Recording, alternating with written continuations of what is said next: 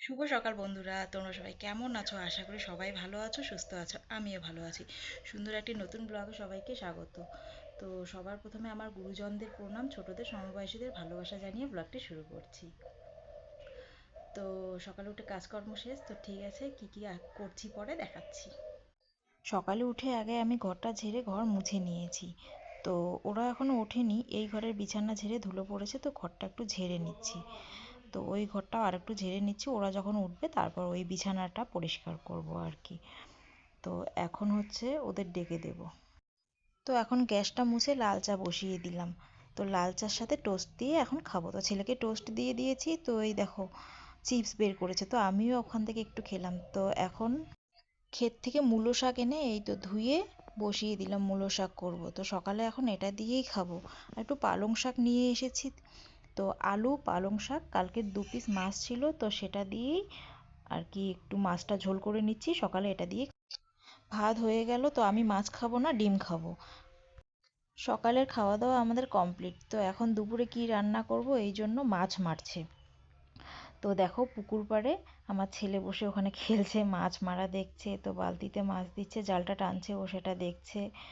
তো এই তো এখন মাছ দিয়ে কি করি দেখো কতগুলো মাছ পেয়েছে। তো এই মাছগুলো শুধু কিন্তু আমরা একা খাবো না, সবাই মিলে ভাগ করে নেব।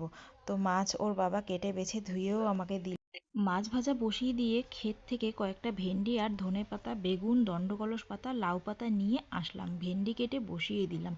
এরপর ধনেপাতা, লাউ পাতা, দণ্ডকলস, বেগুন ভেজে নিয়ে পেস্ট করে আনলাম মিক্সিতে। দুটো করলাও এনেছি।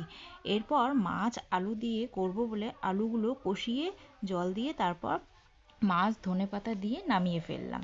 দুপুরের খাওয়া দাওয়া কমপ্লিট করে ছেলেকে অ্যাপেল কেটে দিলাম। কয়েকদিন থেকে ওর বাবা কম্বলটা বের করতে বলছে, শীত পড়ে গেছে বলে। পাতলা বেডশিট দিয়ে আর হচ্ছে না, তাই আমার মনেই থাকে না বের করার কথা। তাই আজকে এটা বের করে রোদে দিলাম। কি বাজে গন্ধ করছে, ভেতরে ছিল বলে। শীত পড়েছে, তাই এটা বের করতে বাধ্য হলাম। সন্ধ্যায় চা বিস্কিট খেয়ে খিদে পাচ্ছিল, তাই চিড়ে বাদাম পাঁপড় শুকনো লঙ্কা ভেজে সব কিছু একসঙ্গে লবণ পেঁয়াজ দিয়ে মেখে নিলাম।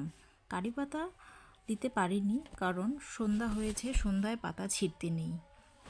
তাই জমিয়ে চিড়ে ভাজা খেয়ে ছেলেকে পড়তে বসালাম। বাবাকেও চিড়ে ভাজা এসে দিয়ে এসে ছেলে দিয়ে আসলাম একটু। ছেলে চলে গেল ওর বড়বার ঘরে। এরপর রাতে কি করব ভাবছি। আটা মেখে কয়েকটা রুটি বানিয়ে সর্ষে পেঁয়াজ লঙ্কা বাটা দিয়ে মাছের ঝাল করে নিলাম।